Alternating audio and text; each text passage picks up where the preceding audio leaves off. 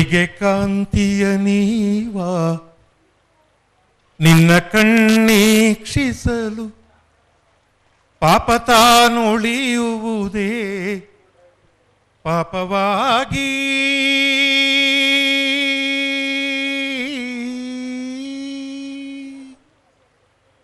ಗಂಗೆ ತಾನೋದ್ಭವಿಪ ನಿನ್ನಡಿಯ ಸೋಂಕಿಂಗೆ ನರಕ ತಾನುಳಿಯುವುದೇ ನರಕವಾಗಿ. ಮುಚ್ಚುಮರೆಯಿಲ್ಲದೆ ನಿನ್ನ ಮುಂದೆಲ್ಲವನು ಬಿಚ್ಚಿಡುವೆವೋ ಗುರುವೇ ಅಂತರಾತ್ಮ. ಪಾಪವಿದೆ ಪುಣ್ಯವಿದೆ ನರಕವಿದೆ ನಾಕವಿದೆ. ಪಾಪವಿದೆ ಪುಣ್ಯವಿದೆ ನರಕವಿದೆ ನಾಕವಿದೆ. ಸ್ವೀಕರಿಸುವ ಗುರುವೇ ಅಂತರಾತ್ಮ.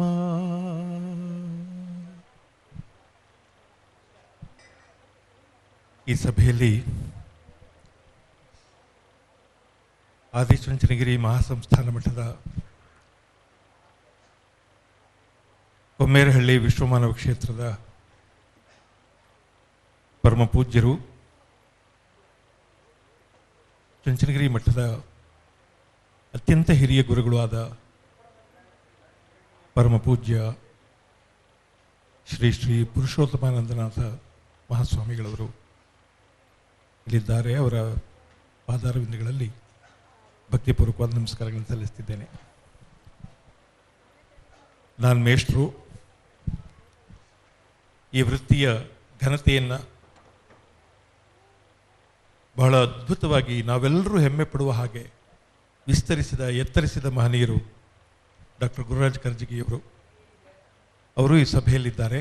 ಇದಾದ ನಂತರ ಅವರು ಮಾತಾಡೋರಿದ್ದಾರೆ. ಅವರಿಗೂ ನನ್ನ ನಮಸ್ಕಾರಗಳು. ವೇದಿಕೆ ಮೇಲೆ ಈವರೆಗಿದ್ದ ಎಲ್ಲ ಮಹನೀಯರಿಗೂ ನಮಸ್ಕಾರಗಳನ್ನು ಹೇಳ್ತಾ, ಡಾಕ್ಟರ್ ಇನ್ಸ್ಪೈರ್ನ ಮೊದಲ ಸಂಚಿಕೆಯಲ್ಲಿ ಭಾಗವಹಿಸೋದಕ್ಕೆ ತುಂಬ ಸಂತೋಷ ಆಗ್ತದೆ ನನಗೆ. ಅದಕ್ಕೆ ಮುಂಚೆ ನಮ್ಮ ವಿನಯ್ ಕುಮಾರ್ ಸ್ಥಾಪಿಸಿರುವ ಈ ಟ್ರಸ್ಟ್ನ ಹೆಸರಿನ ಕುರಿತು ಎರಡು ಮಾತಾಡಬೇಕಂತ ಅನ್ನಿಸ್ತಿದೆ. DVG ಅವರ ಕಗ್ಗದ ಒಂದು ಸಾಲನ್ನು ಆಯ್ಕೆ ಮಾಡಿಕೊಂಡಿದ್ದಾರೆ, ಎಲ್ಲರೊಳಗೊಂದಾಗು ಮಂಕುತಿಮ್ಮ. ನಾನು ಅದನ್ನು ಕುರಿತೇ 1-2 ಗಂಟೆ ಮಾತಾಡಬಹುದೇನೋ.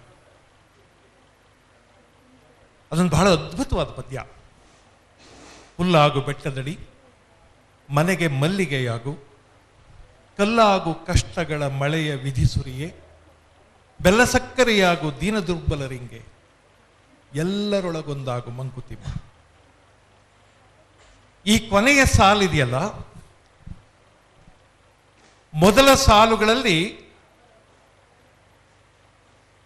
ನೆಲದ ಮೇಲೆ ಜೋರಾಗಿ ಓಡ್ತಾ ಇದ್ದ ವಿಮಾನ ಕೊನೆಯ ಸಾಲಿನಲ್ಲಿ ಇದ್ದಕ್ಕಿದ್ದಂಗೆ ಅಂತರಿಕ್ಷಕ್ಕೆ ಉಡ್ಡಯನ ಮಾಡ್ದಂಗೆ ಅನ್ಸುತ್ತೆ. ಹುಲ್ಲಾಗು ಬೆಟ್ಟದಡಿ ಮನೆಗೆ ಮಲ್ಲಿಗೆಯಾಗು, ಕಲ್ಲಾಗು ಕಷ್ಟಗಳ ಮಳೆಯ ವಿಧಿ ಸುರಿಯೇ. ಈ ಮಾತುಗಳನ್ನೆಲ್ಲ ಕೇಳಿದಾಗ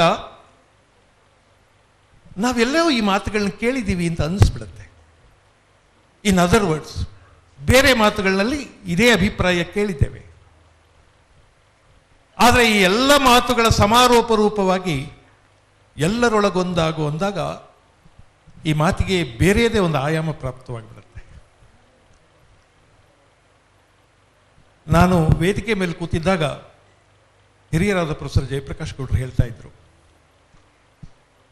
ನೀವೇನಾದರೂ ಯೋಚನೆ ಮಾಡಬೇಕು, ಕನ್ನಡದ ಭಾಷೆಗಳಲ್ಲಿ ಎಷ್ಟು ವೈವಿಧ್ಯ ಇದೆ, ಆ ವೈವಿಧ್ಯವನ್ನು ಕುರಿತು ನೀವೇನಾದರೂ ಬರಿಬೇಕು ಅಥವಾ ಓದಬೇಕು ಅಂತ. ನಾನು ನಿನ್ನೆಯಷ್ಟೇ ಒಂದು ಲೇಖನ ಬರೆದು ಮುಗಿಸ್ದೆ. ಅದನ್ನು ಕುರಿತು ಒಂಚೂರು ಮಾತಾಡಬೇಕಾಗಿದೆ.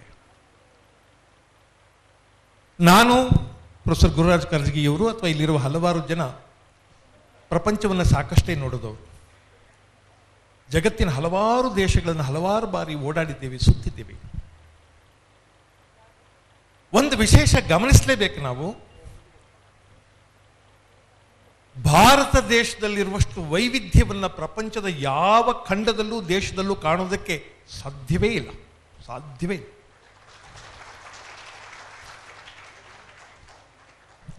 ಅಮೆರಿಕಾದಲ್ಲಿ ಮೊನ್ನೆ ಸ್ನೇಹಿತರೊಬ್ಬರು, ಅವರು ಕ್ಯಾಲಿಫೋರ್ನಿಯಾ ರಾಜ್ಯದ ಫ್ರೀಮಾಂಟಲ್ಲಿದ್ದಾರೆ. ಅವ್ರು ನನಗೆ ಹೇಳಿದರು, ನಾನು ಮುಂದಿನ ತಿಂಗಳಲ್ಲಿ ಟೆಕ್ಸಸ್ ರಾಜ್ಯದ ಡಲ್ಲಾಸ್ಗೆ ಹೋಗ್ತಾ ಇದ್ದೀನಿ, ಇನ್ಮೇಲೆ ಅಲ್ಲೇ ಇರ್ತೀವಿ. ಫ್ರಿಮಾಂಟಿಂದ ಡಲ್ಲಾಸ್ಗೆ 2700 ಕಿಲೋಮೀಟರ್. 2700 ಕಿಲೋಮೀಟರ್ ದೂರ ಹೋಗಿ ಬಹಳ ಸುಲಭವಾಗಿ ಸೆಟ್ಲ್ ಆಗಿಬಿಡ್ತಾರೆ. ಮುಂದಿನ ತಿಂಗಳು ಹೋಗ್ತೀನಿ ಅಂತ ಈ ತಿಂಗಳು ನಿರ್ಧಾರ ಮಾಡಿದ್ದಾರೆ. That is possible in US, ಅಥವಾ ಪ್ರಪಂಚದ ಹಲವಾರು ದೇಶಗಳಲ್ಲಿ ಸಾಧ್ಯ. ಯಾಕೆ ಅಂದರೆ ಅಮೆರಿಕದಲ್ಲಿ ನೀವು ಯಾವ ರಾಜ್ಯಕ್ಕೆ ಹೋದ್ರು, ಎಷ್ಟು ದೂರ ಪ್ರಯಾಣ ಮಾಡಿದ್ರು, ನಿಮ್ಗೆ ಗೊತ್ತಿರಬೇಕು, ಇಂಡಿಯಾ ದೇಶದ 3.5 ವಿಸ್ತಾರವಾದ ದೇಶ ಅಮೆರಿಕ. ಎಲ್ಲಿಗೆ ಹೋದ್ರು ಅಮೆರಿಕದ ಬದುಕೇನು ವ್ಯತ್ಯಾಸ ಆಗೋದಿಲ್ಲ. ಅದೇ ಆಹಾರ, ಅದೇ ಭಾಷೆ, ಅದೇ ರೀತಿ ನೀತಿ, ಅದೇ ಆಚಾರ ವಿಚಾರಗಳು, ಅದೇ ಸಂಸ್ಕೃತಿ, ಏನೂ ಬದಲಾಗೋದಿಲ್ಲ. ಎಷ್ಟೋ ಊರುಗಳನ್ನ ನೀವು ನೋಡಿದ್ರೆ ಅಮೆರಿಕದಲ್ಲಿ ಒಂದು ಊರಿನ ಥರನೇ ಇನ್ನೊಂದು ಊರು ಇರುತ್ತೆ. ಯಾವ ಊರು ಬೇರೆ ಅಂತ ಅನ್ಸೋದಿಲ್ಲ, ಅಲ್ಲಿ ಜನ ಬೇರೆ ಅಂತ ಅನ್ಸೋದಿಲ್ಲ, ಅವ್ರ ಭಾಷೆ ಬೇರೆ ಅಂತ ಅನ್ಸೋದಿಲ್ಲ. ಅಮೆರಿಕಾದಲ್ಲಿ ಅಲ್ಲಿ ಒಂದಿಷ್ಟು ಸ್ಪ್ಯಾನಿಷ್ ಮಾತಾಡ್ತಾರೆ, ಫ್ರೆಂಚ್ ಮಾತಾಡ್ತಾರೆ, ಕೆಲವರಷ್ಟೇ ಲ್ಯಾಟಿನ್ ಮಾತಾಡ್ತಾರೆ, ಆದರೆ ಬಹಳಷ್ಟು ಜನ ಇಂಗ್ಲಿಷ್ ಮಾತಾಡ್ತಾರೆ. 82% ಜನ ಇಂಗ್ಲಿಷ್ ಮಾತಾಡ್ತಾರೆ. ಆ ಇಂಗ್ಲಿಷ್ನಲ್ಲಿ ಬೇರೆ ಬೇರೆಯವರಿಗೆ ಬೇರೆ ನಮ್ಮಲ್ಲಿರೋ ಹಾಗೆ ಆಕ್ಸೆಂಟ್ಸ್ ಇಲ್ಲ, ಹೆಚ್ಚು ಕಡಿಮೆ ಒಂದೇ ಇಂಗ್ಲಿಷ್ ಮಾತಾಡ್ತಾರೆ. ಆದ್ರಿಂದ 2500 ಮೈಲಿ ದೂರ ಹೋದ್ರೆ ಯಾರಿಗೂ ನಾವು ಬೇರೆ ಊರಿಗೆ ಹೋಗಿದ್ದೀವಿ ಅಂತ ಅನ್ಸೋದಿಲ್ಲ. ಆದ್ರೆ ಇಲ್ಲಿ ಮಂಡ್ಯದವ್ರನ್ನ ಚನ್ನರಾಯಪಟ್ಟಣಕ್ಕೆ ಹೋಗಿನಿ, ಅಲ್ಲಿ ಜನ ನಮ್ಗೆ ಆಗಲ್ಲ ಅಂತಾರೆ. ಅವರೇ ಒಂಥರ, ನಾವೇ ಒಂಥರ. ಚನ್ನರಾಯಪಟ್ಟಣದವ್ರನ್ನ ಬಹಳ ದೂರ ಬೇಡ, ಚಾಮರಾಜನಗರಕ್ಕೆ ಹೋಗಿ, ಇಲ್ಲ ಮನ್ಸಾಗನ್ ಬದುಕ್ತಾರ ಅಲ್ಲಿ ಅಂತಾರೆ. ನೀವು ಚಾಮರಾಜನಗರದವ್ರನ್ನ ಊಟಿಗೆ ಹೋಗಿರಿ, ನಮ್ಗಾಗೋದೇ ಇಲ್ಲ ಅಂತಾರೆ. ಅಲ್ಲಿ ಜನನೇ ಬೇರೆ ಅಂತಾರೆ. ನಾವು ಚಿಕ್ಕವರಾಗಿದ್ದಾಗ ನಮ್ಮ ಹಳ್ಳಿಲಿ ಕೇಳ್ತಿದ್ವಿ, ಭಾಳ ಜನ ಮಾತಾಡೋರು, ನಾನು ಭಾಳ ದೇಶ ನೋಡಿರೋ ನನ್ನ ಮಗ, ಏನು ಅಷ್ಟಿಷ್ಟು ದೇಶ ನೋಡಿಲ್ಲ. ನಾವು ದೇಶ ಅಂದರೆ ಇವನೇನೋ ಆ ಪಾಕಿಸ್ತಾನ ಆಫ್ರಿಕಾ ನೋಡ್ಬಿಟ್ಟು ಅವನೇನು ಅನ್ಕೋತಿದ್ವಿ. ಎಲ್ಲಿ ಗಂಟ ನೋಡಿದ್ಯಾ ಅಂತ ಒಬ್ಬ ಕೇಳಿದ್ರೆ, ಇಲ್ಲಿಂದ ಪಿರಿಯಾಪಟ್ಟಣ ಗಂಟ ಹೋಗಿದ್ದೆ, ಈ ಕಡೆಯಿಂದ ಮಾಗಡಿಗೆ ಹೋಗಿದ್ದೆ, ಇತ್ತಾಗೆ ಚಾಮರಾಜನಗರಕ್ಕೆ ಹೋಗಿನಿ, ಇತ್ತ ಕೊಳ್ಳೇಗಾಲಕ್ಕೆ ಹೋಗಿನಿ, ಇತ್ತಾಗೆ ಬಿಡು ನೀನು ಹೇಳಂಗೆ ಇಲ್ಲ ಅರಸೀಕೆರೆ ಗಂಟು ಹೋಗಿವ್ನಿ. ಅವನು ಇದನ್ನ ದೇಶ ಅಂತ ಅನ್ಕೊಂಡಿದ್ದಾನೆ. ಇಂಡಿಯಾ ದೇಶದಲ್ಲಿ ನೀವು ಬೇಕಾದ್ರೆ ಇದನ್ನು ತಮಾಷೆ ಮಾಡಿ, ದಿಸ್ ಇಸ್ ಎ ಪಾಸಿಬಿಲಿಟಿ. ನೀವು ಅಷ್ಟು ದೂರ ಪ್ರಯಾಣ ಮಾಡಿದ್ರೆ ಅಲ್ಲಿ ಸಂಪೂರ್ಣವಾದ ಒಂದು ಬೇರೆ ಬದುಕಿರುತ್ತೆ. ಕನ್ನಡಗಳಂತೂ ಎಷ್ಟು ಕನ್ನಡ ಇವೆ ಅಂತ ನಾನು ಯೋಚನೆ ಕೂಡ ಮಾಡೋಕ್ಕಾಗ್ತದೆ. ಒಂದೊಂದು ಜಿಲ್ಲೆಗೆ, ಒಂದೊಂದು ತಾಲೂಕಿಗೆ ಬೇರೆ ಕನ್ನಡ ಇದೆ. ಮಂಡ್ಯದಲ್ಲಿ ಮಾತಾಡೋ ಕನ್ನಡ ಬೇರೆ, ಮಳವಳ್ಳಿಯಲ್ಲಿ ಮಾತಾಡೋ ಕನ್ನಡ ಬೇರೆ ಅಲ್ವಾ? ಮಂಡ್ಯದಲ್ಲಿ ಮಾತಾಡೋ ಕನ್ನಡ ಬೇರೆ, ಪಾಂಡವಪುರದ ಕನ್ನಡ ಬೇರೆ. ಪಾಂಡವಪುರದಲ್ಲಿ ಮಾತಾಡೋದ್ರಲ್ಲಿ ಮೇಲ್ಕೋಟೆ ಕಡೆಗಿನ ಕನ್ನಡ ಬೇರೆದು, ನಮ್ಮ ಕಸಬಾ ಹೋಬಳಿ ಕನ್ನಡ ಬೇರೆದು. ಕಸಬಾ ಹೋಬಳಿಲಿ ಬ್ರಾಹ್ಮಣರು ಮಾತಾಡೋ ಕನ್ನಡ ಬೇರೆ, ಒಕ್ಕಲಿಗರು ಮಾತಾಡೋ ಕನ್ನಡ ಬೇರೆ, ದಲಿತರು ಮಾತಾಡೋ ಕನ್ನಡ ಬೇರೆ. ನೀವು ಹಿಂಗೆ ಯೋಚನೆ ಮಾಡ್ತಾ ಹೋದ್ರೆ ಕರ್ನಾಟಕದ ತುಂಬ ಎಷ್ಟು ಕನ್ನಡಗಳಿವೆ.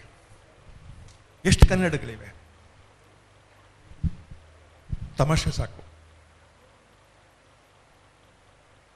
ಇಷ್ಟೆಲ್ಲ ವೈವಿಧ್ಯ ಇರೋ ದೇಶ, ಎಷ್ಟು ಬಗೆಯ ತಿಂಡಿ, ಎಷ್ಟು ಬಗೆಯ ಆಹಾರ, ಎಷ್ಟು ಬಗೆಯ ಉಡುಪುಗಳು, ಎಷ್ಟು ಬಗೆಯ ಭಾಷೆ, ಎಷ್ಟು ಬಗೆಯ ಧರ್ಮ, ಎಷ್ಟು ಜಾತಿ, ಎಷ್ಟು ಆಚಾರ ವಿಚಾರಗಳು.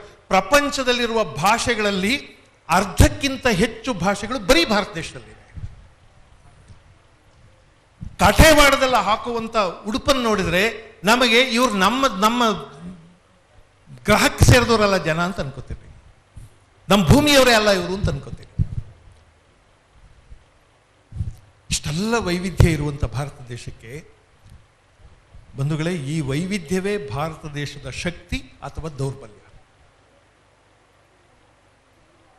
ನಾವೇನಾದರೂ ಮಾತಾಡ್ತಿದ್ದೀವಲ್ಲ, ಯುನಿಟಿ ಇನ್ ಡೈವರ್ಸಿಟಿ ಅಂತ ಮಾತಾಡ್ತೀವಲ್ಲ, ಆ ಯುನಿಟಿ ಇನ್ ಡೈವರ್ಸಿಟಿ ಸಾಧ್ಯ ಆದರೆ ವಿವಿಧತೆಯಲ್ಲಿ ಏಕತೆ, ಅನೇಕತೆಯಲ್ಲಿ ಏಕತೆ ಸಾಧ್ಯ ಆದರೆ ಭಾರತ ದೇಶ ಸ್ವರ್ಗ, ಸಾಧ್ಯ ಆಗದೇ ಇದ್ದರೆ ಈ ದೇಶ ನರಕ.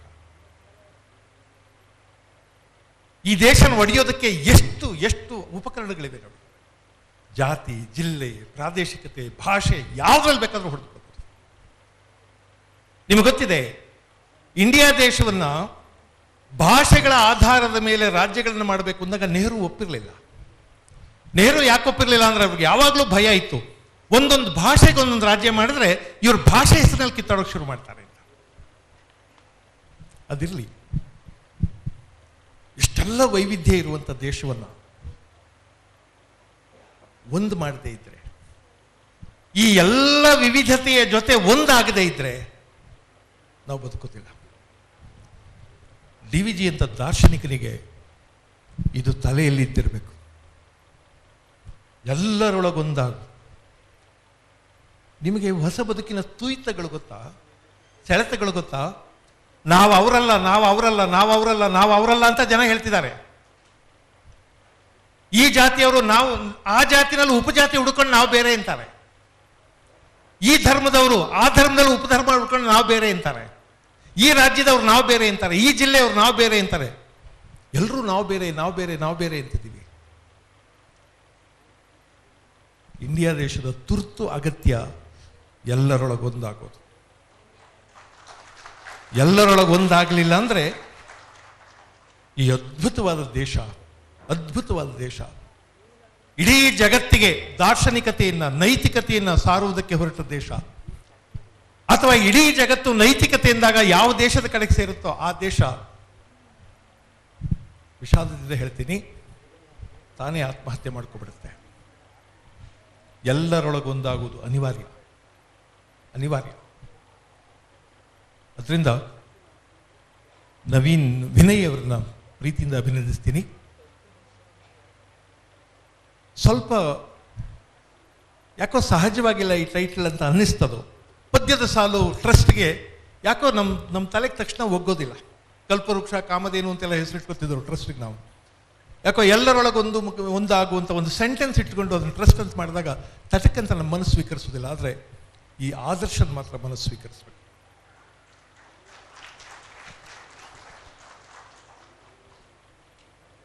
ಒಂದು ಮಾತಿದೆ ಇಂಗ್ಲಿಷ್ನಲ್ಲಿ, begin to live as you think. Begin to live as you think. If you don't, sooner or later you will end up by thinking as you have lived. ನೀವು ಹೇಗೆ ಆಲೋಚಿಸ್ತೀರೋ ಹಾಗೆ ಬದುಕುವುದಕ್ಕೆ ಆರಂಭ ಮಾಡಿ. ಹಾಗೆ ಮಾಡಲಿಲ್ಲ, ಯಾವತ್ತೊಂದು ದಿವಸ ನೀವು ಹೇಗೆ ಬದುಕಿದ್ದೀರೋ ಹಾಗೆ ಆಲೋಚನೆ ಮಾಡೋಕ್ಕೆ ಶುರು ಮಾಡ್ತೀರಿ. ಒಂದು ಒಳ್ಳೆಯ ದೃಷ್ಟಾಂತ ಹೇಳ್ತೀನಿ. ಹಿಮಾಲಯದ ತಪ್ಪಲಿನಲ್ಲಿ ಒಂದು ಆರ್ಚರಿ ಸ್ಕೂಲ್ ಇದೆ.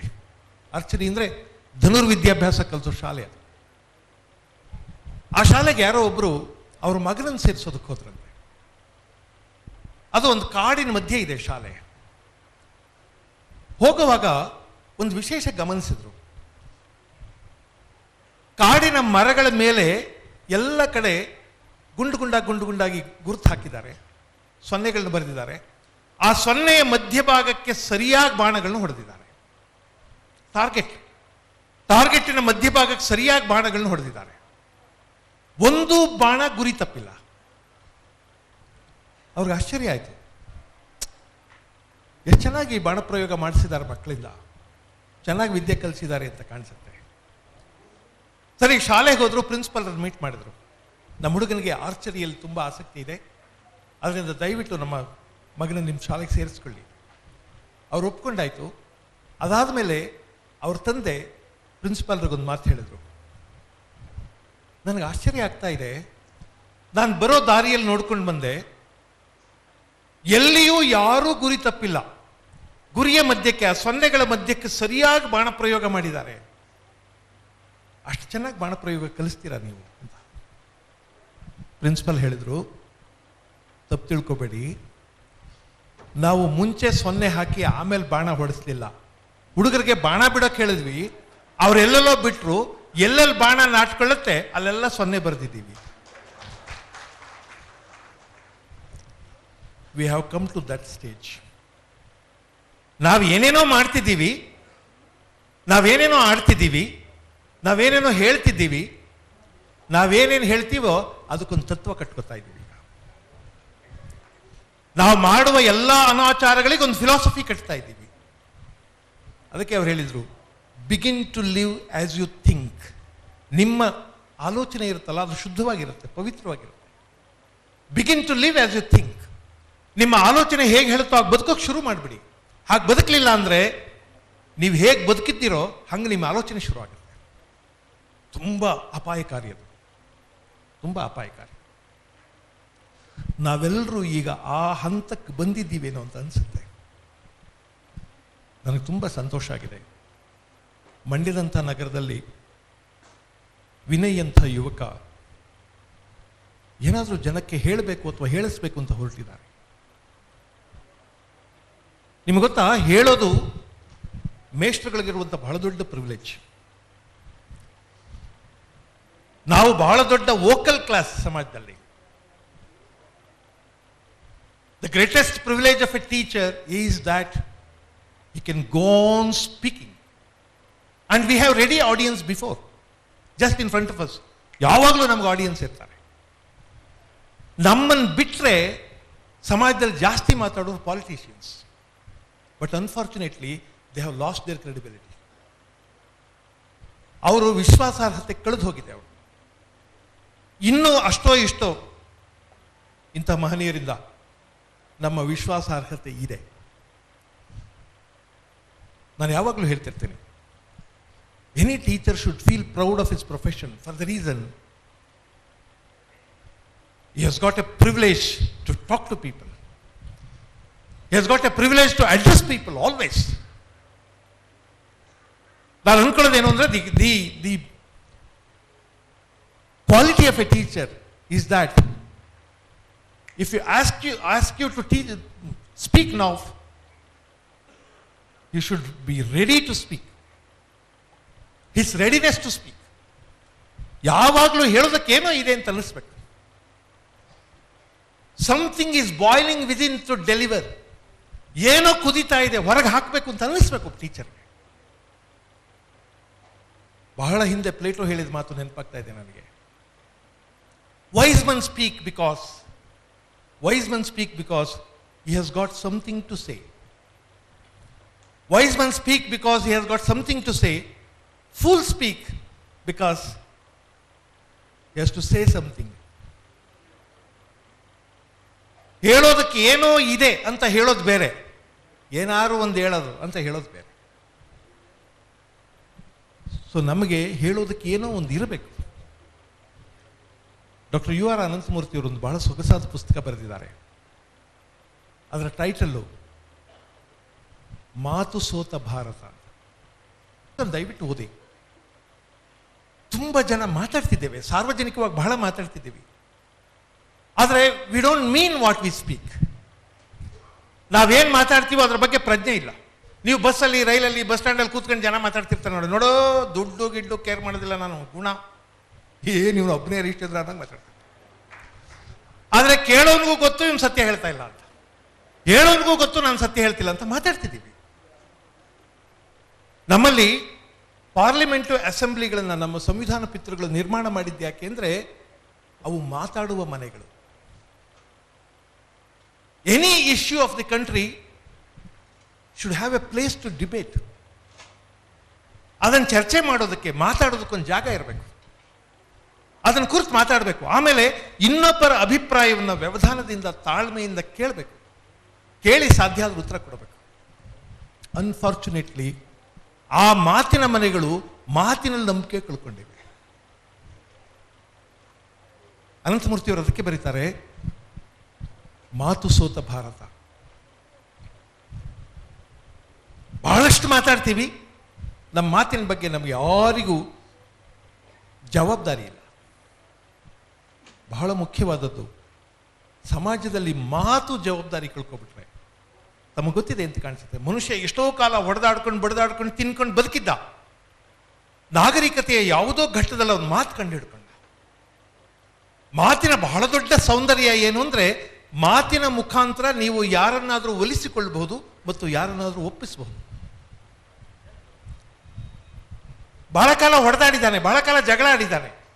ಇನ್ನು ಮೇಲೆ ಜಗಳ ಆಡೋ ಕಾಲ ಅಲ್ಲ ಇದು. ಮಾತಿಗಿರುವ ಬಹಳ ದೊಡ್ಡ ಶಕ್ತಿ ಯಾರನ್ನಾದರೂ ಒಪ್ಪಿಸುವಂಥದ್ದು ಅಥವಾ ಒಲಿಸಿಕೊಳ್ಳುವಂಥದ್ದು. ಕ್ಷಮಿಸಿ, ನಾನು ಪ್ರಪಂಚದ ಎಷ್ಟೋ ದೇಶಗಳಲ್ಲಿ ನೋಡಿದ್ದೀನಿ. ಈಗ ನಾನು ಮಾತಾಡ್ತಿದ್ದೀನಲ್ಲ, ಈ ದನಿಯಲ್ಲಿ ಅವ್ರು ಜಗಳ ಕೂಡ ಮಾಡಿ ಮುಗಿಸ್ಬಿಡ್ತಾರೆ. ಇಷ್ಟೇ ವಾಲ್ಯೂಮ್ ಸಾಕು, ಜಗಳನೂ ಮಾಡಿ ಮುಗಿಸ್ಬಿಡ್ತಾರೆ. ನಮ್ಮಲ್ಲಿ ನೀವು ನೋಡಬೇಕು, ಜಗಳ ಬಸ್ ಸ್ಟ್ಯಾಂಡಲ್ಲಿ ನಡೆದಿರ್ತದೆ. ಅವನು ಸ್ವರ್ಣಸಂದ್ರದಲ್ಲಿ ಬೈಕೊಂಡು ಹೋಯ್ತಾ ಇರ್ತಾನೆ. ನನ್ನ ಹತ್ರಕ್ಕೆ ಬಂದ್ಬಿಟ್ರೆ ಇಂಥ ನನ್ನ ಮಕ್ಕಳು ಭಾಳ ಜನಕ್ಕೆ ಮೇಯಿಸ್ಬಿಟ್ಟಿವ್ ನಾನು. ಇಲ್ಲಿ ಜಗಳ ಆಗಿರೋದು ಮುಗಿದೋಗ್ಬಿಟ್ಟಿದೆ ಜಗಳ, ಇನ್ನೂ ಅಲ್ಲಿ ಬೈತಾನೆ ಇರ್ತಾನೆ. ಅರೆ, ಅಲ್ಲಿರೋರ್ಗೂ ಅದಕ್ಕೂ ಏನೂ ಸಂಬಂಧ ಇಲ್ಲ. ಇವನು ಯಾಕೆ ಹಿಂಗೆ ಬೈತಾವನೆ ಅಂತಾನೂ ಗೊತ್ತಿಲ್ಲ, ಸುಮ್ಮನೆ ಬೈಕೊಂಡು ಹೋಗ್ತಿರ್ತಾನೆ. ಆಗ ಯಾವನೋ ತೀಟೆ ಇರೋರು ಕೇಳಬೇಕು, ಏನಣ್ಣ ಬೈತಾ ಇದೀಯಾ ಅಂತ. ಆವಾಗ ಅವನು ಕತೆ ಹೇಳ್ತಾನೆ, ಇನ್ನೊಂದ್ಸಲ ಕೇಳಿಸ್ಕೋಬೇಕು. ನಮಗೆ ತುಂಬ ಲೌಡಾಗಿ ಬದುಕಿ ರೂಢಿ ಆಗ್ಬಿಟ್ಟಿದೆ, ತುಂಬ ಜೋರ್ ದನಿಯಲ್ಲಿ ಬದುಕಿ ರೂಢಿಯಾಗಿದೆ. ತಮಗೆ ಗೊತ್ತಿರಲಿ, ಇಡೀ ಜಗತ್ತು ಈಗ ಮೆಲುದನಿಯ ಕಡೆ ಹೋಗ್ತಾ ಇದೆ. ನನ್ನ ಅಭಿಪ್ರಾಯವನ್ನ ಮೆಲುದನಿಯಲ್ಲೇ ದೃಢವಾಗಿ ಹೇಳುವ ಶಕ್ತಿ ಇದ್ರೆ you are civilised, you are cultured. ನಿಮ್ಮ ಅಭಿಪ್ರಾಯ ಹೇಳಬೇಕು ಅಂದ್ರೆ ನಿಮ್ಮ ದನಿ ದೊಡ್ಡದು ಮಾಡ್ತಿದ್ದೀರಿ ಅಂದ್ರೆ ನಿಮ್ಗೆ ಆಗ್ತಾ ಇಲ್ಲ.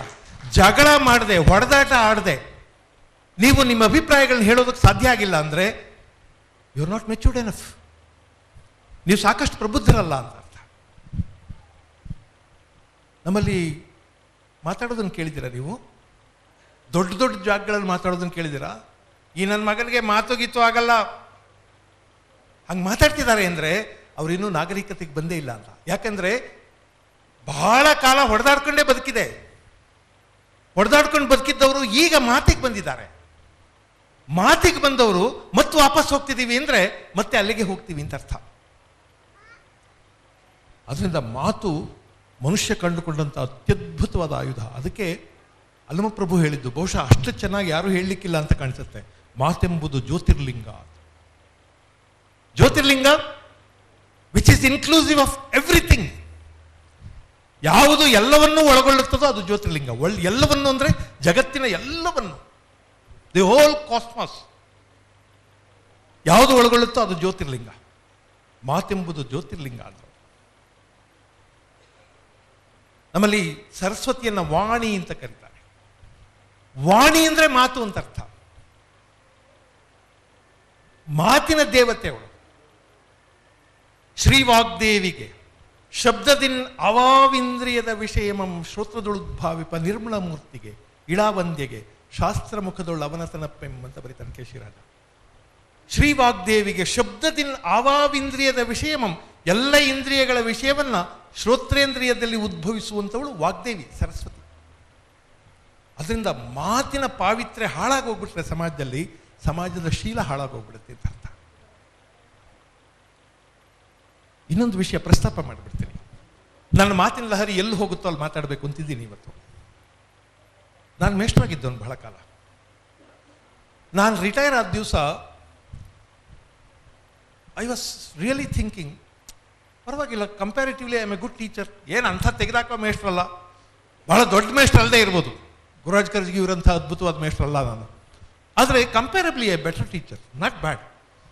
ಅಂತ ಏನು ನಮ್ಮ ಸ್ಟೂಡೆಂಟ್ಸ್ ನನ್ನ ಮುಂದೆ ಕೂತ್ಕೊಂಡು ಕ್ಲಾಸಲ್ಲಿ ಮುಖ ಸಿಂಡ್ರಿಸ್ತಾ ಇರಲಿಲ್ಲ. ಅಷ್ಟರ ಮಟ್ಟಿಗೆ ಪರವಾಗಿಲ್ಲ ಅಂತ ಅಂದ್ಕೊಂಡಿದ್ದೆ. ಬಿಲೀವ್ ಮೀ, ಐ ಸ್ವೇರ್, ಇತ್ತೀಚೆಗೆ ಅನ್ಕೋತಾ ಇದ್ದೀನಿ, ನಾನು ಒಬ್ಬ ಆರ್ಡಿನರಿ ಟೀಚರ್ ಅಷ್ಟೇ. I just taught the students what was prescribe to me. Education means always think beyond, go beyond. ನಾವು ಹೋಗಲೇ ಇಲ್ಲ. ಏನು ಪ್ರಿಸ್ಕ್ರೈಬ್ ಮಾಡಿದ್ದಾರೆ ಅದನ್ನು ವಿದ್ಯಾರ್ಥಿಗಳಿಗೆ ಬಹಳ ಚೆನ್ನಾಗಿ ಹೇಳ್ಬಿಟ್ರೆ ನಾವು ಒಳ್ಳೆ ಟೀಚರ್ಸ್ ಅಂತ ಅನ್ಕೊಂಡ್ಬಿಟ್ಟಿದ್ವಿ. ನನಗೀಗ ಅನ್ನಿಸ್ತಿರೋದೇನೆಂದ್ರೆ, we are addressing only the intellect of the students. ಅವರ ಬುದ್ಧಿ ಜೊತೆ ಮಾತ್ರ ಮಾತಾಡ್ತಾ ಇದ್ವಿ, ಅವ್ರ ಮೆದುಳಿನ ಜೊತೆ ಮಾತಾಡ್ತಾ ಇದ್ವಿ. ಆದರೆ there are so many other faculties for any student. ಅವನ ಇಂದ್ರಿಯಗಳಿವೆ, ಕಣ್ಣು, ಕಿವಿ, ಮೂಗು, ನಾಲಿಗೆ, ಚರ್ಮ, ಇವೆಲ್ಲ ಇವೆಯಲ್ಲ. ಈ ಎಲ್ಲ ಇಂದ್ರಿಯಗಳನ್ನು ಅಲರ್ಟ್ ಮಾಡಬೇಕಾಗಿತ್ತು ನಾವು. ಒಂದು ಮಾತಿದೆ, ಕಣ್ಣು ತೆರೆದರೆ ಸಾಲದು, ನೋಡುವುದನ್ನು ಕಲಿಯಬೇಕು. ಬಹಳ ಅದ್ಭುತವಾದ ಮಾತು. ಕಣ್ಣು ತೆರೆದರೆ ಸಾಲದು, ನೋಡುವುದನ್ನು ಕಲಿಯಬೇಕು. ಕಿವಿ ತೆರೆದರೆ ಸಾಲದು, ಕೇಳುವುದನ್ನು ಕಲಿಯಬೇಕು. ಎಲ್ಲ ಇಂದ್ರಿಯಗಳಿಗೂ ಹೇಳ್ತಾ ಹೋಗಿದ್ದ ನಾನು ಬಹಳ ಸಲ ಹೇಳ್ತೀನಿ, ನೀವು ಕಣ್ಣು ತೆರೆದ್ರೆ ಕತ್ತಲಿದ್ರೆ ಕತ್ತಲನ್ನು ನೋಡಬಹುದು, ಬೆಳಕನ್ನು ನೋಡೋಕ್ಕಾಗಲ್ಲ. ಹೌದಾ?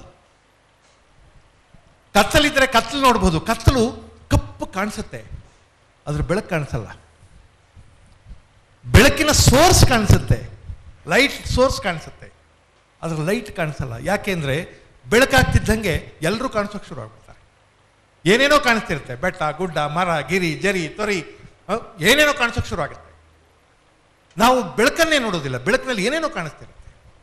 C, you have got to decide what you have to see. You have got to decide what you have to listen. ಜಗತ್ತಿನಲ್ಲಿ ಬೇಕಾದಷ್ಟು ದನಿಗಳು ಬರ್ತಿರ್ತವೆ, ಆದರೆ ನೀವು ಯಾವ ದನಿಯನ್ನು ಕೇಳಬೇಕು ಅಂತ ನಿರ್ಧಾರ ಮಾಡಬೇಕು. ನೋಡಿ, ನಮಗೆ ಹಲವಾರು ಮುಖಗಳ ಪರಿಚಯ ಇರ್ತವೆ, ಹಲವಾರು ಊರುಗಳ ಪರಿಚಯ ಇರ್ತವೆ.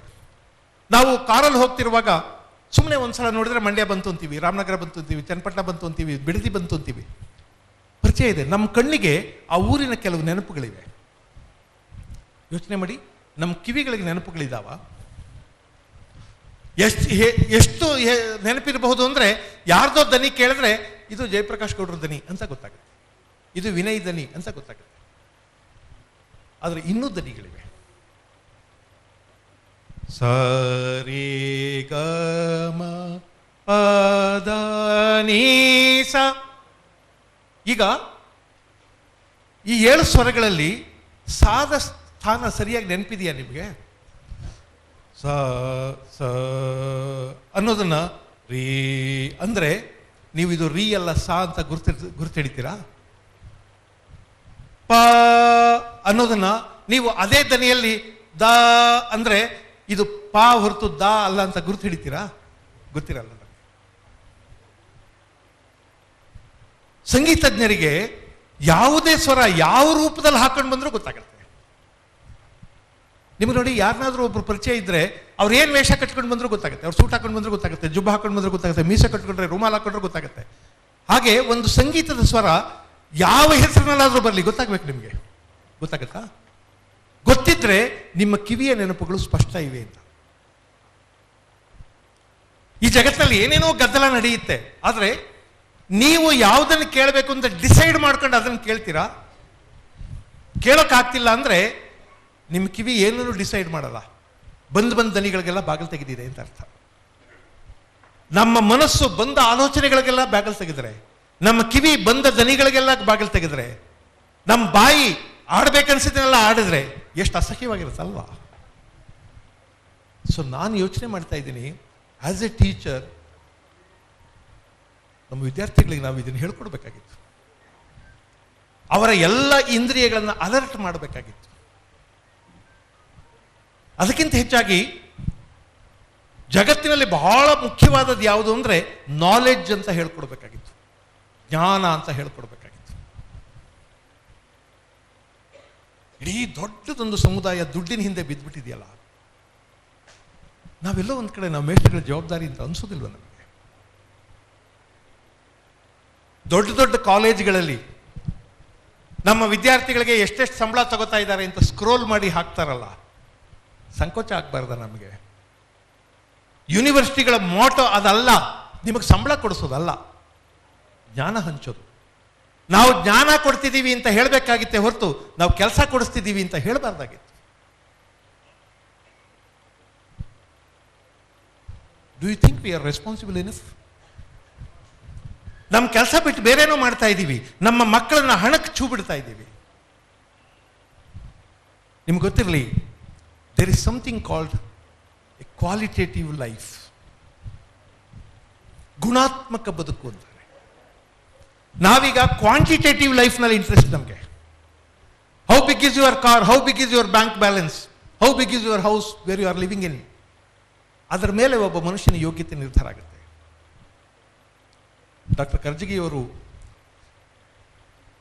ಡಾಕ್ಟರ್ APJ ಅಬ್ದುಲ್ ಕಲಾಂ ಅಂತ ಮಹಾನುಭಾವನ ಜೊತೆಗೆ ಇದ್ದವರು ಬಹಳ ಕಾಲ.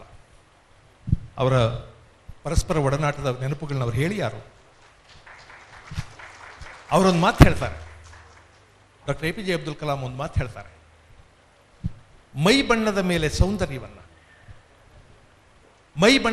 ಸೌಂದರ್ಯವನ್ನು, ಪದವಿಗಳಿಂದ ಒಬ್ಬ ಮನುಷ್ಯನ ವಿದ್ಯೆಯನ್ನು, ಹಣ ಮತ್ತು ಅಧಿಕಾರದಿಂದ ಒಬ್ಬ ಮನುಷ್ಯನ ಯೋಗ್ಯತೆಯನ್ನು ಅಳೆಯುವುದು ಅಪ್ರಬುದ್ಧ ಸಮಾಜ.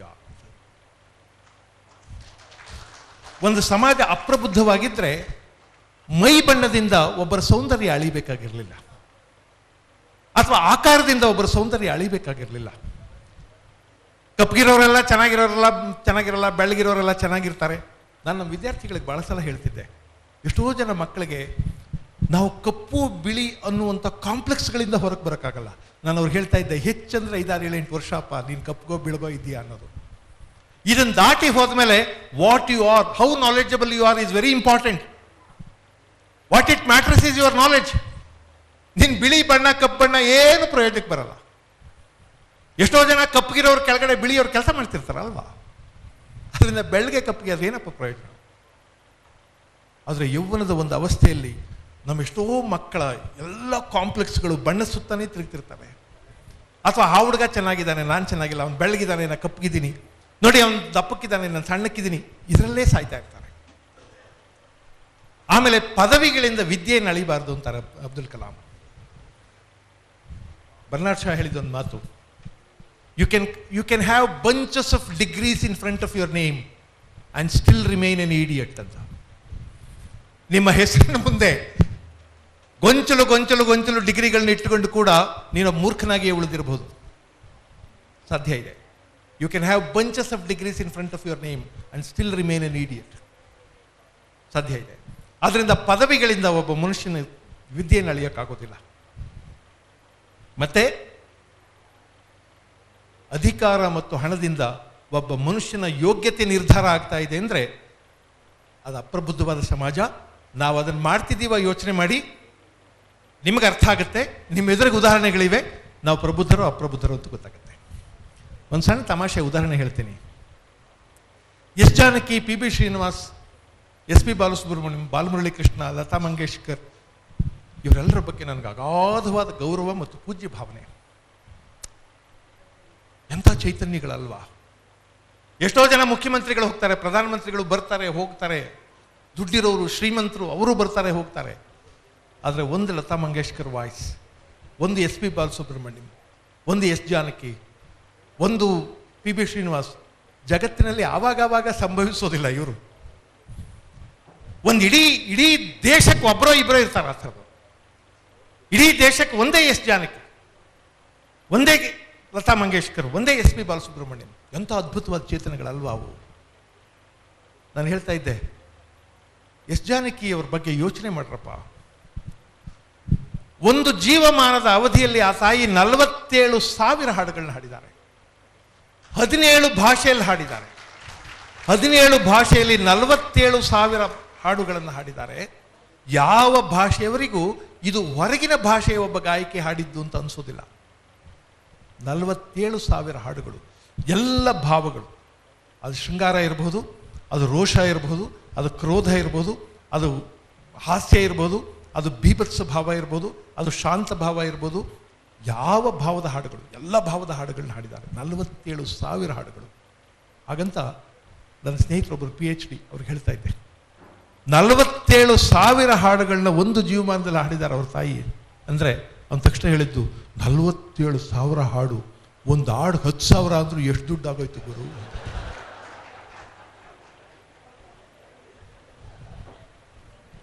ಇದಕ್ಕಿಂತ ನಾಚಿಕೆಗೇಡಿದ ವಿಷಯ ಇದೆಯಾ? ಎಸ್ ಜಾನಕಿ ಅವರನ್ನ, ಎಸ್ ಪಿ ಬಾಲಸುಬ್ರಹ್ಮಣ್ಯ ಅವರನ್ನ, ಬಾಲಮುರಳಿ ಕೃಷ್ಣ ಅವರನ್ನ, ಭೀಮಸೇನ್ ಜೋಶಿ ಅವರನ್ನ ಅಳಿಬೇಕಾದದ್ದು ಅವ್ರು ಸಂಪಾದನೆ ಮಾಡಿರಬಹುದಾದ ದುಡ್ಡನ್ನಲ್ಲ. ಈ ಪ್ರಸಂಗ ಹೇಳ್ತೀನಿ. ಲಕ್ನೋದಲ್ಲಿ ಯಾರ್ದೋ ಒಂದು ಶ್ರೀಮಂತರ ಮನೆಯಲ್ಲಿ ಒಂದು ದೊಡ್ಡ ಪಾರ್ಟಿ ನಡೀತಾ ಇರುತ್ತೆ. ಆ ಪಾರ್ಟಿಯಲ್ಲಿ ಯಾರೋ ಒಬ್ಬರು ಮುದುಕ ಕುರ್ತಾ ಪೈಜಾಮ ಹಾಕೊಂಡು ಒಂದು ಮೂಲೆಯಲ್ಲಿ ಮಕ್ಕಳನ್ನೆಲ್ಲ ಸೇರಿಸ್ಕೊಂಡು ಆಟ ಆಡಿಸ್ತಾ ಇರ್ತಾರೆ. ಆ ಪಾರ್ಟಿಗೆ ಬಂದಿದ್ದು ಇನ್ನೊಬ್ಬ ಶ್ರೀಮಂತನಿಗೆ ಅದನ್ನು ನೋಡಿ ಭಾಳ ಕುತೂಹಲ ಅನಿಸುತ್ತೆ. ಆ ಮುದುಕ ಮಕ್ಕಳನ್ನೆಲ್ಲ ಎಷ್ಟು ಚೆನ್ನಾಗಿ ಎಂಗೇಜ್ ಮಾಡ್ತಾರಲ್ವಾ. ಅವ್ರ ಹತ್ರ ಹೋಗಿ ಹೇಳ್ತಾರೆ, ಮುಂದಿನ ತಿಂಗಳು ಇದೇ 9ನೇ ತಾರೀಕು ನಮ್ಮ ಮನೆಯಲ್ಲೂ ಒಂದು ಪಾರ್ಟಿ ಇದೆ, ದಯವಿಟ್ಟು ಬಂದ್ಬಿಡಿ. ಆತ ಭಾಳ ಹಂಬಲಾಗಿ ಒಪ್ಕೊಬಿಡ್ತಾರೆ, ಹೌದು ಬರ್ತೀನಿ. ಮುಂದಿನ ತಿಂಗಳು ಅವ್ರ ಮನೆಗೆ ಗೊತ್ತಾದ ಸಮಯಕ್ಕೆ ಈ ಮುದುಕಪ್ಪ ಹೋಗ್ತಾರೆ. ಕುರ್ತಾ ಪೈಜಾಮ, ಸ್ವಲ್ಪ ಕುರ್ತಿಲ್ ಗಡ್ಡ. ಅವ್ರು ನೋಡಿದಾಗ ಅವ್ರಿಗೆ ಸಂತೋಷ ಆಗುತ್ತೆ. ಏನೋ ಹಾಗೆ ಕರೆದೆ, ಆದರೂ ಬಂದಿದ್ದೀರಿ, ತುಂಬ ಸಂತೋಷ, ಬನ್ನಿ ಅಂತ ಹೇಳಿ. ನೋಡಿ, ಆ ಮೂಲೆಯಲ್ಲಿ ಮಕ್ಕಳೆಲ್ಲ ಬರೋಕ್ಕೆ ವ್ಯವಸ್ಥೆ ಮಾಡಿದ್ದೀವಿ, ಅಲ್ಲಿ ಮಕ್ಕಳ ಜೊತೆ ಆಟ ಆಡ್ತಾ ಇರಿ. ಆಮೇಲೆ ಮಕ್ಕಳಿಗೆ ಏನೇನೋ ಆಟ ಸಾಮಾನೆಲ್ಲ ತಂದಿದ್ದೀರಾ ಅಂತಾರೆ. ತಂದಿದ್ದೀನಿ ಅಂತ. ಅವ್ರು ಮುಂದೆ ಹೋದಾಗ ಅವ್ರ ಬಗಲಲ್ಲಿ ಒಂದೇನೋ ಒಂದು ಕೊಳವೆ ಥರ ತೂಗ್ಬಿಟ್ಟಿರೋದು ನೋಡ್ತಾರೆ. ಆಮೇಲೆ ಕರೀತಾರೆ, ಬನ್ನಿ ಇಲ್ಲಿ, ಇದೇನಿದು? ಇದು ಒಂದು ಆಟ ಸಾಮಾನ ಅಂತ. ಅವ್ರು ಹೇಳ್ತಾರೆ, ಇದನ್ನು ಶಹನಾಯಿ ಅಂತಾರೆ, ನಾನು ಇದನ್ನು ನುಡಿಸ್ತೀನಿ. ಬಂದಿದ್ದವರು ಭಾರತ ರತ್ನ ಬಿಸ್ಮಿಲ್ಲಾ ಖಾನ್. ಪಕ್ಕದಲ್ಲಿದ್ದ ಒಬ್ಬ ಮನುಷ್ಯ ಹೇಳ್ತಾನೆ, ನೀವು ಯಾರು ಗೊತ್ತಾ, ಯಾರ ಜೊತೆ ಮಾತಾಡ್ತಿದ್ದೀರಿ ಗೊತ್ತಾ? ಮಕ್ಕಳನ್ನ ಆಟ ಆಡಿಸೋ ಮುಸ್ಲಿಂ ಅಂತ ಅನ್ಕೊಂಡಿದ್ದೀರ ಅವನ್ನ. ಈ ಜಗತ್ತಿನಲ್ಲಿ ಸಂಗೀತ ಅನ್ನುವ ಹೆಸರಿರುವ ತನಕ ಈ ಮಹಾನುಭಾವನ ಹೆಸರಿರುತ್ತೆ. ಒಬ್ಬ ಅಮೆರಿಕಾದ ಇವೆಂಟ್ ಮ್ಯಾನೇಜರ್ ಒಂದು ಬಾರಿ ಬಂದು ಬಿಸ್ಮಿಲ್ಲಾ ಖಾನ್ ಅವ್ರನ್ನ ಭೇಟಿ ಮಾಡಿದ್ರ. ಅವ್ರನ್ನ ಕೇಳ್ತಾನೆ, ಜನಾಬ್, please come with me, please be there in United States for at least one year. I am an event manager. I am going to organize your concerts in different parts of America. Do you know the royalty? $1 million. $1 million ಕೊಡ್ತೀನಿ, ನನ್ನ ಜೊತೆ ಬಂದ್ಬಿಡಿ ಅಮೆರಿಕಕ್ಕೆ. ಬಿಸ್ಮಿಲ್ಲಾ ಖಾನ್ ಹೇಳ್ತಾರೆ, ಒಬ್ಬ ಮುಸ್ಲಿಮನ ಬಾಯಲ್ಲಿ ಬಂದ ಮಾತುಗಳು ಗಮನಿಸಿ ಸ್ವಾಮಿ. ನನ್ನ ಸಂಗೀತ ಹುಟ್ಟೋದು ಗಂಗಾ ನದಿಯಿಂದ, ನನ್ನ ಸಂಗೀತ ಹುಟ್ಟೋದು ಹಿಮಾಲಯ ಪರ್ವತಗಳಿಂದ, ನನ್ನ ಸಂಗೀತ ಹುಟ್ಟೋದು ಕಾಶಿ ವಿಶ್ವನಾಥನ ಸನ್ನಿಧಿಯಿಂದ. ನೀವು ಗಂಗಾ ನದಿಯನ್ನ, ಹಿಮಾಲಯ ಪರ್ವತವನ್ನ, ಕಾಶಿ ವಿಶ್ವನಾಥನ ಸನ್ನಿಧಿಯನ್ನ ಅಮೆರಿಕಕ್ಕೆ ತಗೊಂಡು ಹೋಗೋದಾದ್ರೆ ನಾನು ಸುಮ್ಮನೆ ಬಂದ್ಬಿಡ್ತೀನಿ, ಆದರೆ ಡಾಲರ್ಗಳ ಹಿಂದೆ ಬರೋದಿಲ್ಲ ಸ್ವಾಮಿ ನಾನು ಅಂತ. ಬೇರೊಬ್ಬ ಶ್ರೀಮಂತ ಅವ್ರ ಕಥೆ ಇವ್ರಿಗೆ ಹೇಳ್ತಾನೆ. ಈ ಪ್ರಪಂಚದಲ್ಲಿ ಸಂಗೀತ ಅನ್ನುವ ಹೆಸರಿರುವ ತನಕ ಬಿಸ್ಮಿಲ್ಲಾ ಖಾನ್ರ ಹೆಸರಿರುತ್ತೆ. ಪ್ರಪಂಚದ ಎಲ್ಲ ದೊಡ್ಡ ಸಂಗೀತಗಾರರಿಗೆ ಇವರ ಹೆಸರು ಗೊತ್ತಿದೆ. ಜಗತ್ತಿನ ಯಾವ ಮೂಲೆಯಲ್ಲೂ ಇವರ ಶಹನಾಯಿ ಮುಳುಗುತ್ತೆ. ಶ್ರೀಮಂತ ಅನ್ಕೋತಾನೆ, ಏನ್ರಿ ಶಕ್ತಿ ತಂದು, ನಾನ್ಯಾರೋ ಒಬ್ಬ ಸಾಧಾರಣ ಮುದುಕ ಅಂತ ಅನ್ಕೊಂಡಿದ್ದೆ. ನಾನು ಸಾವಿರಾರು ಕೋಟಿ ವ್ಯವಹಾರ ಮಾಡ್ತೀನಿ, 5-6 ಫ್ಯಾಕ್ಟ್ರಿ ಇಟ್ಕೊಂಡಿದ್ದೀನಿ, ಸಾವಿರಾರು ಜನಕ್ಕೆ ಸಂಬಳ ಕೊಡ್ತೀನಿ, ಇಷ್ಟು ಶ್ರೀಮಂತ ನಾನು. ಪಕ್ಕದ ಬೀದಿಗೆ ನನ್ನ ಹೆಸರು ಗೊತ್ತಿಲ್ಲ, ಪಕ್ಕದ ಬೀದಿಗೆ ನಾನು ಯಾರು ಅಂತ ಗೊತ್ತಿಲ್ಲ.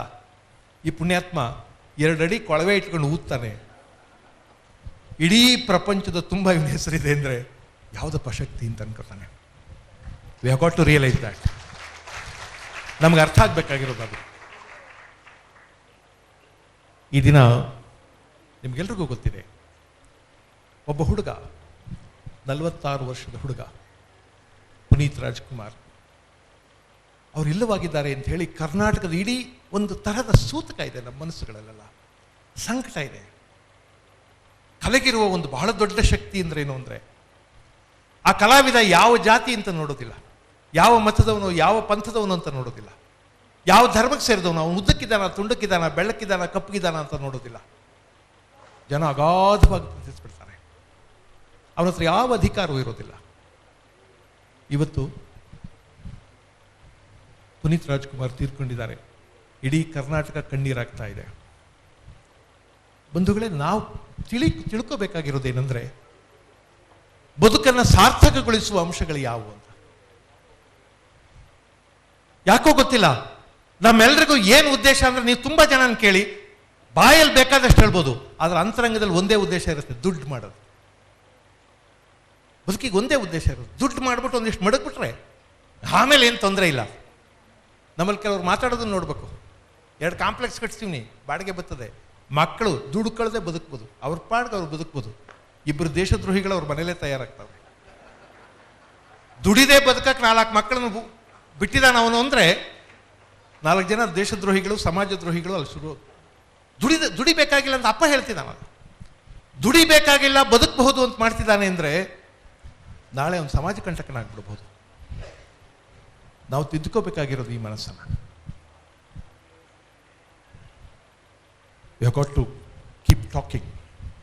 ನಾವು ಮಾತಾಡ್ತಾನೆ ಇರಬೇಕು. We should talk to inspire.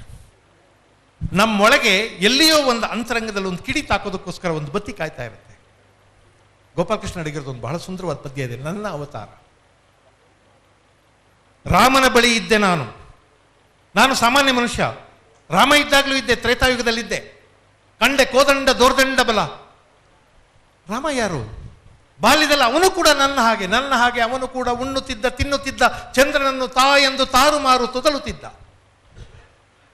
Krishna ಚಿಕ್ಕ ವಯಸ್ಸಿನಲ್ಲಿ ಬೆಣ್ಣೆ ಕದ್ದ. ಅರೆ, ಅವನು ಬೆಣ್ಣೆ ಕದಿಯೋ ಗುಂಪಲ್ಲಿ ನಾನು ಇದ್ದೆ. ಅವನು ಕೊನೆಗೆ ಗೀತಾಚಾರ್ಯನಾದ, ನಾನು ಮಾತ್ರ ಕಳ್ಳನಾಗೆ ಉಳ್ಕೊಂಡೆ, ಸಾಮಾನ್ಯ ಮನುಷ್ಯನ. ಆಮೇಲೆ ಬುದ್ಧ ಬಂದ. ಬುದ್ಧನ ಹಿಂದೆ ಹೋದವನು ನಾನೇ, ಗಾಂಧಿ ಹಿಂದೆ ಹೋದವನು ನಾನೇ. ನಿಮ್ಗೆ ಗೊತ್ತಲ್ವಾ, ಗಾಂಧಿ 15-20 ವರ್ಷದ ಯಾವುದಾದ್ರೂ ಹುಡುಗ ಬೇಕಾದ್ರೆ ಯೋಚನೆ ಮಾಡ್ಬೋದು, ಆ ವಯಸ್ಸಿನಲ್ಲಿ ಗಾಂಧಿಗಿಂತ ಒಳ್ಳೆಯವನು. ಆದರೆ ಅಡಿಗರು ಬರೀತಾರೆ, ನಾನು ಅವನು ಒಂದೇ ಲೋಹ, ಕಬ್ಬಿಣ ಕರಿ ಕಬ್ಬಿಣ. We are the same metal.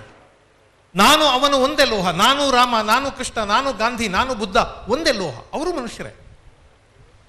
ನಾನು ಅವನು ಒಂದೇ ಲೋಹ, ಕಬ್ಬಿಣ ಕರಿ ಕಬ್ಬಿಣ. ಯಾವ ಬೆಂಕಿ ತಾಕಿತವನ, ಯಾವ ರಸವು ಸೋಕಿತವನ. ಯಾವ ಬೆಂಕಿ ತಾಕಿತವನ, ಯಾವ ರಸವು ಸೋಕಿತವನ. ಸಾಯುವಾಗ ಎಂಥ ಗಟ್ಟಿ ಚಿನ್ನವಾಗಿ ಸಾಗಿದ.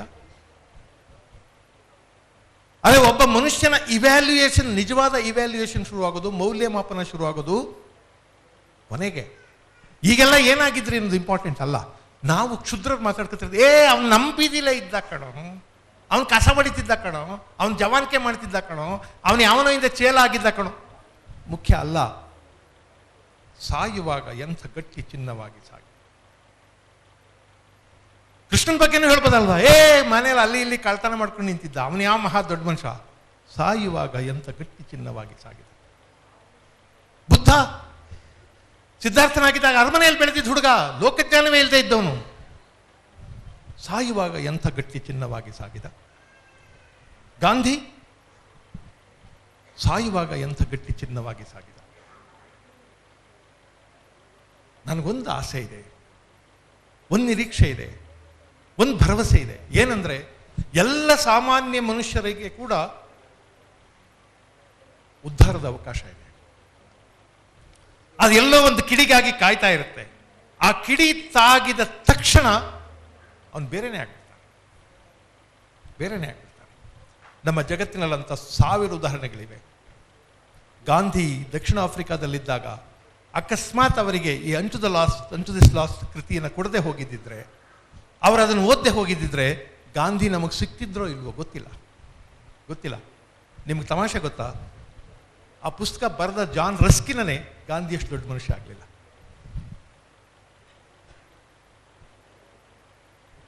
ಸಾವಿರದ 1998ರಲ್ಲಿ ವಿಶ್ವಸಂಸ್ಥೆಯಿಂದ ಒಬ್ಬ ಹಿರಿಯ ಅಧಿಕಾರಿ, ಒಬ್ಬ ಡಿಪ್ಲೊಮ್ಯಾಟ್ ಇಲ್ಲಿಗೆ ಬಂದಿದ್ರು ಇಂಡಿಯಾಕ್ಕೆ. ಅವರೊಂದು ಮಾತು ಹೇಳಿದರು, we are in the turn off the century. ಇನ್ನೇನು ಮುಗಿತಾ ಇದೆ ಈ century. We are in the turn off the century and it is the time to declare the man of the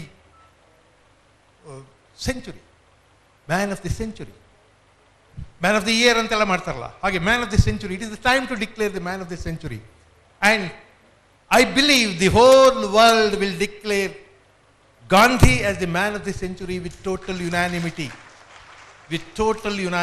ಅಂತ ಅವನೊಂದು ಮಾತು ಹೇಳಿದ. ಒಬ್ಬ ಮನುಷ್ಯ ಒಂದು ಇಡೀ ಶತಮಾನವನ್ನು ಜಗತ್ತಿನಾದ್ಯಂತ ಆವರಿಸಿಕೊಂಡಂಥ ಒಬ್ಬ ಮನುಷ್ಯ, ಒಬ್ಬ ಸಾಧಾರಣ ಹುಡುಗ.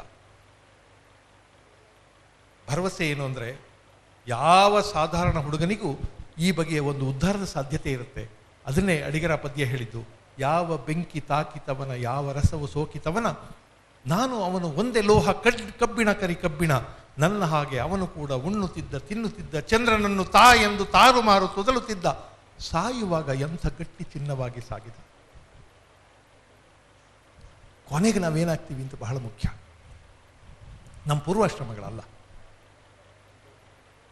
ಅದರಿಂದ ಅಂಟು ದಿಸ್ ಲಾಸ್ಟ್ ಬರೆದ ರಸ್ಕಿನ್ ಬಹಳ ಜನಕ್ಕೆ ಗೊತ್ತಿಲ್ಲ, ಆದರೆ ಗಾಂಧಿ ಬಹಳ ಜನಕ್ಕೆ ಗೊತ್ತು. ಬಂಧುಗಳೇ, ಇಲ್ಲಿ ಮಾತಾಡಿ ಹೋಗೋ ನಾನು ಬಹಳ ಜನಕ್ಕೆ ಗೊತ್ತಾಗದೇ ಇದ್ರೂ ಪರವಾಗಿಲ್ಲ. ಆದರೆ ಈ ಮಾತಿನ ಯಾರೋ ದೊಡ್ಡ ಮನುಷ್ಯರ ಯಾವುದೋ ಕಿಡಿತ ಹಾಕಿದ ಒಬ್ಬ ದೊಡ್ಡ ಮನುಷ್ಯ ಹುಟ್ಟಿದರೆ ಟಾಕ್ ಟು ಇನ್ಸ್ಪೈರ್ಗೆ ಬಹಳ ದೊಡ್ಡ ಕೀರ್ತಿ ಬರುತ್ತೆ. ಧನ್ಯ ವಿನಯ್ ಕುಮಾರ್. ಧನ್ಯ ಮಂಡ್ಯದ ಜನ. ಇಂಥದ್ದೊಂದು ಸಂಸ್ಥೆಯನ್ನು ಹುಟ್ಟಿಸಿಕೊಳ್ಳುವ ತಾಕತ್ತು ಈ ಊರಿಗಿದೆ ಅಂತ ಕಾಣಿಸುತ್ತೆ. ಒಂದು ಸಾಮಾಜಿಕ ಥಿಯರಿ ಇದೆ. ಜಗತ್ತೆಲ್ಲ ಯಾರಾದರೂ ದೊಡ್ಡವರು ಹುಟ್ಟಿದ್ರು ಅಂದರೆ, ರಾಮ ಹುಟ್ಟಿದ, ಕೃಷ್ಣ ಹುಟ್ಟಿದ, ಗಾಂಧಿ ಹುಟ್ಟಿದ, ಬುದ್ಧ ಹುಟ್ಟಿದ ಅಂತಂದರೆ ಅವನು ಹುಟ್ಟಿದ ಅನ್ನೋದು ಆಕಸ್ಮಿಕ ಅಲ್ಲಂತೆ. ಅವನನ್ನು ಹುಟ್ಟಿಸಿಕೊಳ್ಳುವ ತಾಕತ್ತು ಈ ಮಣ್ಣಿಗಿತ್ತು. ಭಾರತ ದೇಶಕ್ಕೆ ಇವರೆಲ್ಲ ಹುಟ್ಟಿಸಿಕೊಳ್ಳುವ ಶಕ್ತಿ ಇತ್ತು. ಹಾಗೆ ಯಾರ್ಯಾರನ್ನೋ ಇನ್ಸ್ಪೈರ್ ಮಾಡುವಂಥ ಶಕ್ತಿ ಮಂಡ್ಯದ ಮಣ್ಣಿಗಿದೆ. ಅದಕ್ಕೆ ಬಹಳ ಉದಾಹರಣೆಗಳು ನಾವು ನೋಡಿದ್ದೇವೆ. ಮತ್ತೆ ಈ ಟ್ರಸ್ಟಿನ ಘೋಷವಾಕ್ಯವನ್ನು, ಈ ಟ್ರಸ್ಟಿನ ಹೆಸರನ್ನು ಮತ್ತೆ ಒಂದ್ಸಲ ಉದ್ಧರಿಸಿ ಈ ಮಾತುಗಳು ಮುಗಿಸ್ತೇನೆ. ಈ ಜಗತ್ತಿಗೆ ಅದರಲ್ಲೂ ಇಂಡಿಯಾಕ್ಕೆ, ಅದರಲ್ಲೂ ನಮ್ಮ ಕರ್ನಾಟಕಕ್ಕೆ ಇದು ತುಂಬ ಅನಿವಾರ್ಯ. ಎಲ್ಲರೊಳಗೊಂದಾಗು ಮಂಕುತಿಮ್ಮ. ನಮಸ್ಕಾರ.